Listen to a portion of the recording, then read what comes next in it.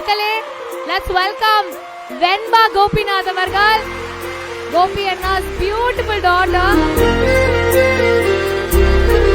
இரு நெஞ்சம் இணைந்து பேசிட உலகில் பாஷைகள் எதுவும் தேவையில்லை. சிறு புல்லில் உறங்கும் பனியில் தெரியும் மலையின் அழகோ தாங்கவில்லை. உண்மையிலே ரொம்ப ரொம்ப ரொம்ப ஸ்பெஷல். ஆக்சுவலாக நம்மளால் எந்த லெவல் அப்படின்னு கேட்டிங்கன்னா, ஏதாவது வீடியோலாம் நம்ம யூடியூப்லாம் பேசுனது ஏதாவது வைரல் ஆகும். அது ஆஃபீஸில் பசங்களாம் அப்பா பேசுனதை பாரு அப்படின்னு போட்டு காட்டினா 10வது செகண்டில் சொல்லிடுவா, சும்மா இருங்க இதை தான் வீட்லேயும் பேசுகிறாரு அப்படின்னு. அந்த அளவு நம்மளை ஓட்டுற டைப்பு. வெண்பா, இப்போ என்கிட்ட உனக்கு என் அப்பா தான் பெஸ்ட்டுன்னு சொன்னால் நான் என் அப்பா தான் பெஸ்ட்டுன்னு சொல்வேன். அந்த மாதிரி உனக்கு உன் அப்பா பெஸ்ட். ஏன் உங்கள் அப்பா உனக்கு பெஸ்ட்? ஏன்னா நான் எப்போதும் என்ன கேட்டாலும்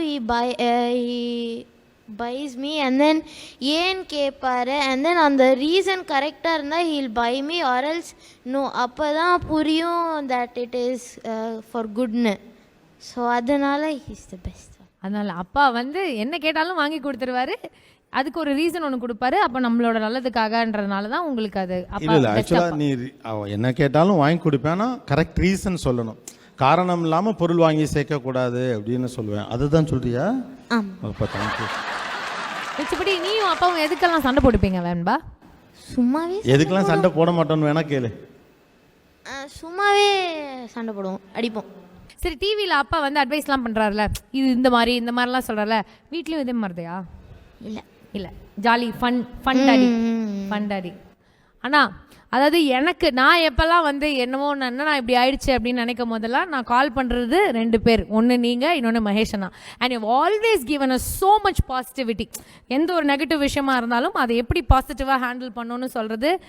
அது எப்படின்னா, is it because of your experience இல்லை அது உங்களுக்கு தெரிஞ்சிருக்கா? ஒரு இட்ஸ் பிகாஸ் ஆஃப் யுவர் எக்ஸ்பீரியன்ஸில் நீங்கள் நிறைய படிச்சிருக்கீங்களா?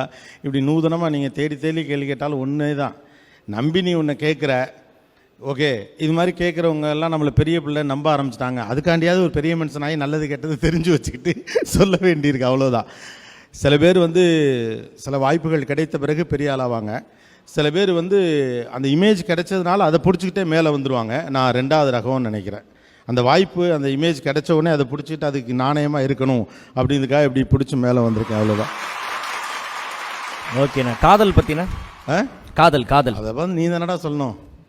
காதல் என்ன இதான், ஒவ்வொரு காலகட்டத்திலும் அதன் அளவு மாறிக்கிட்டே இருக்கும். இப்போ மகள், ஒரு காலகட்டத்தில் படிப்பு, ஒரு காலகட்டத்தில் நண்பர்கள், மனைவி, அம்மா அப்பா, இப்போ மகள், தொழில் எல்லாம். அரசியல் பற்றி அரசியல் நான் எப்போதும் சொல்றதுதான், அரசியல் என்பது யங்ஸ்டர்ஸ்க்கு இன்னைக்கு அரசியல் எவ்வளவு முக்கியம் அதை சொல்லுங்க. இன்னைக்கு இல்லை, என்னைக்குமே முக்கியம்தான். ஆனால் அரசியல் என்பது யாது என்ன அப்படின்னு ஒரு கேள்வி இருக்குல்ல. உங்கள் அறிவின் வழியாகவோ உங்கள் உழைப்பின் வழியாகவோ இந்த சமூகத்தை ஒருபடி நகர்த்த நீங்கள் பிரயத்தனப்பட்டால் நீங்கள் அரசியலில் இருப்பதாக அர்த்தம். அப்படி பார்த்தா நீங்களும் அரசியலில் இருக்கீங்க, நானும் அரசியலில் இருக்கேன், என் பொண்ணும் அரசியலில் இருக்கா.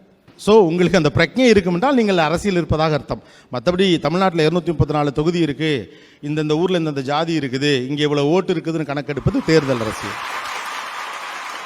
தேங்க்யூ அண்ணா. இந்த மாதிரி பல அறிவுபூர்வமான விஷயங்கள் எல்லாமே எப்போல்லாம் எங்களுக்கு தேவைப்படுதோ எப்பவுமே நாங்கள் ட்ரஸ்ட் பண்ண போகிற ஒரே ஆள் நீங்கள் மட்டும்தான். நாங்கள் உங்ககிட்ட ஓடி வருவோம். நீங்கள் இதே மாதிரி எங்களோட மூளையை அப்படியே என்லைட்டன் பண்ணி விட்டுக்கிட்டே இருங்க.